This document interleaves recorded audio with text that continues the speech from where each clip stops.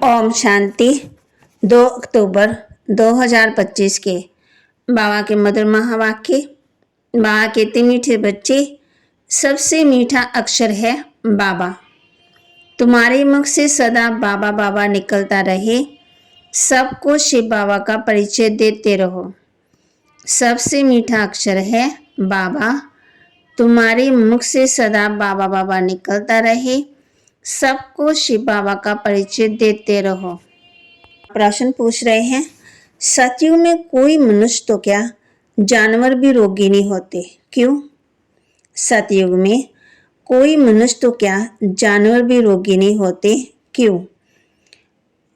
उत्तर, क्योंकि संगम युग पर बाबा सभी आत्मा का और बेहद सृष्टि का ऐसा ऑपरेशन कर देते हैं जो रोग का नाम निशान नहीं रहता। बाप है अविनाशी सर्जन। अभी तो सारी सृष्टि रोगी है। इस सृष्टि में फिर दुख का नाम निशान नहीं होगा। यहाँ के दुखों से बचने के लिए बहुत बहुत बहादुर बनना है। गीत, तुम्हें पाके हमने जहां पा लिया, जमीन तो जमी आसमां पा लिया। ओम शांति। धारणा के लिए मुख्य सार, सत्य के संग वापस जाना है, इसलिए सदा सच्चा होकर रहना है, कभी भी झूठ नहीं बोलना है। सत्य के संग वापस जाना है, इसलिए सदा सच्चा होकर रहना है, कभी भी झूठ नहीं बोलना है। हम ब्रह्मा बाबा के बच्चे आपस में भाई बहन हैं, इसलिए कोई भी क्रिमिनल एक्ट नहीं करनी है। भाई भाई और भाई बहन के सिवाय और किसी संबंध का भान ना रहे। हम ब्रह्मा बाबा के बच्चे आपस में भाई बहन हैं, इसलिए कोई भी क्रिमिनल एक्ट नहीं करनी। भाई भाई और भाई बहन के सिवाय और किसी संबंध का भान ना रहे। वरदान, याद के बल से अपने व दूसरों के श्रेष्ठ पुरुषार्थ के गतिविधि को जानने वाले मास्टर त्रिकालदर्शी भव। याद के बल से अपने व दूसरों के श्रेष्ठ पुरुषार्थ के गतिविधि को जानने वाले मास्टर त्रिकालदर्शी भव। जैसे साइंस वाले पृथ्वी से स्पेस में जाने वाले की हर गतिविधि को जान सकते हैं, ऐसे आप त्रिकालदर्शी बच्चे साइलेंस अर्थात याद के बल से अपने में दूसरों के श्रेष्ठ पुरुषार्थ में स्थिति की गतिविधि को स्पष्ट जान सकते हैं। दिव्य बुद्धि बनने से, याद के शुद्ध संकल्प में स्थित होने से त्रिकालदर्शी भव का वरदान प्राप्त हो जाता है और नए नए प्लान प्रैक्टिकल में लाने के लिए स्वतः ही इमर्ज होते हैं। स्लोगन, सर्व के सहयोगी बनो तो स्नेह स्वतः ही प्राप्त होता रहेगा। सबके सहयोगी बनो तो सबका स्नेह प्राप्त होता रहेगा। अव्यक्त इशारे स्वयं को और सबके प्रति मनसा द्वारा योग की शक्तियों का प्रयोग करो। कोई भी ये नहीं कह सकता कि हमको तो सेवा का चांस नहीं है।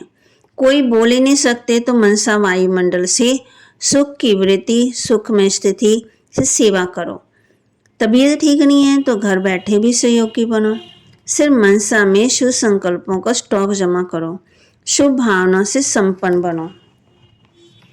और बाबा ने आज हम बच्चों को, बाबा कहते तुम यहाँ राज्य करेंगे तो कितनी खुशी होनी चाहिए।